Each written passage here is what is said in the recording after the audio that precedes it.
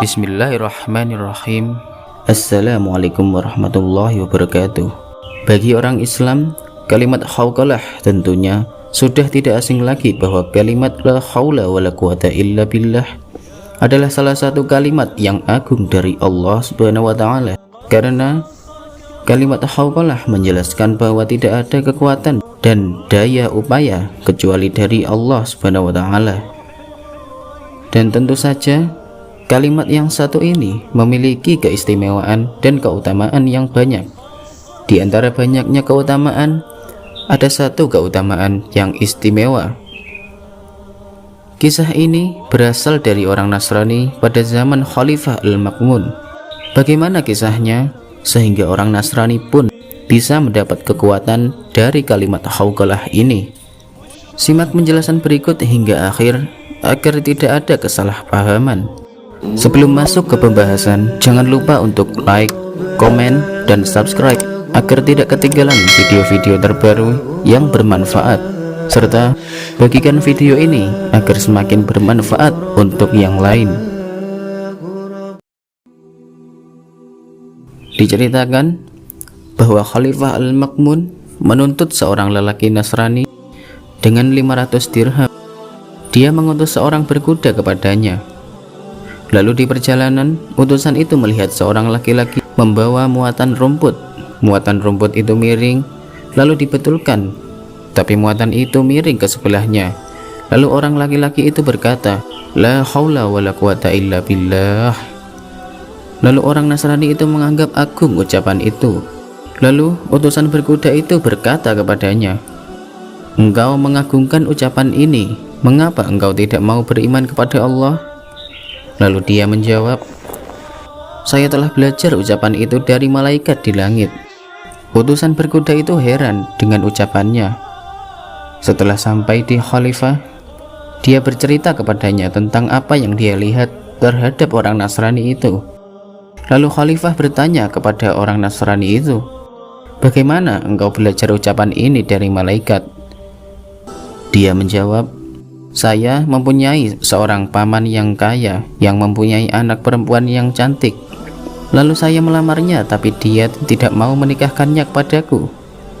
Kemudian dia menikahkannya kepada orang lain. Singkat cerita, ia sudah dinikahi 3 kali oleh seorang pria. Kemudian saya melamarnya untuk keempat kalinya. Lalu dia mau menikahkannya dengan saya karena orang lain sudah tidak senang kepadanya.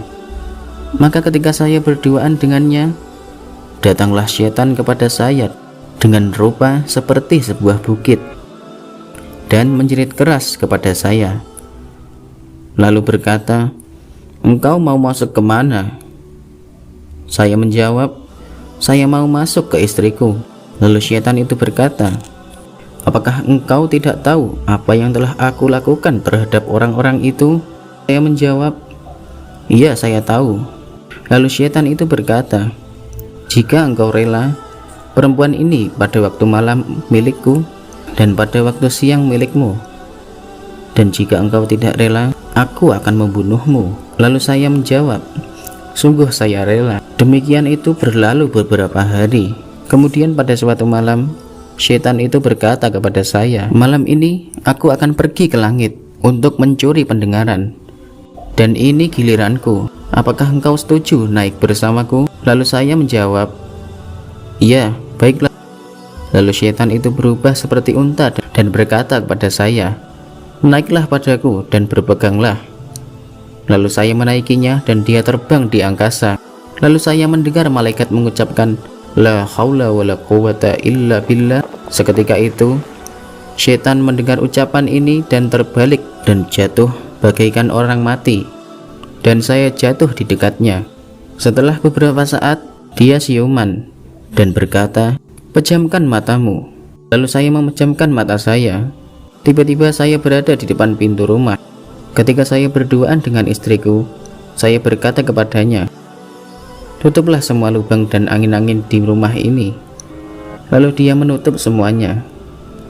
Ketika syaitan datang pada waktu isya dan masuk ke rumah, saya menutup pintu dan mulutku saya tempelkan di pintu sambil mengucapkan la haula wala quwwata illa billah.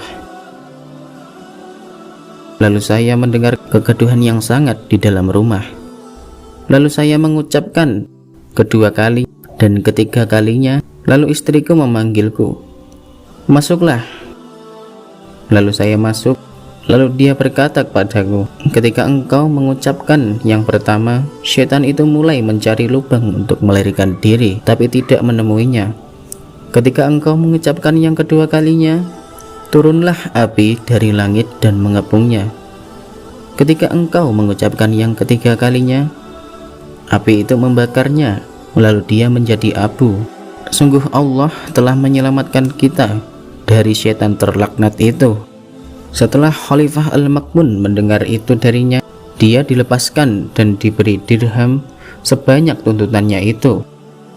Maka dari kisah tadi dapat ditarik kesimpulan bahwa kalimat la haula wala quwata illa billah itu memang mengandung kekuatan yang sama dengan arti kalimat tersebut.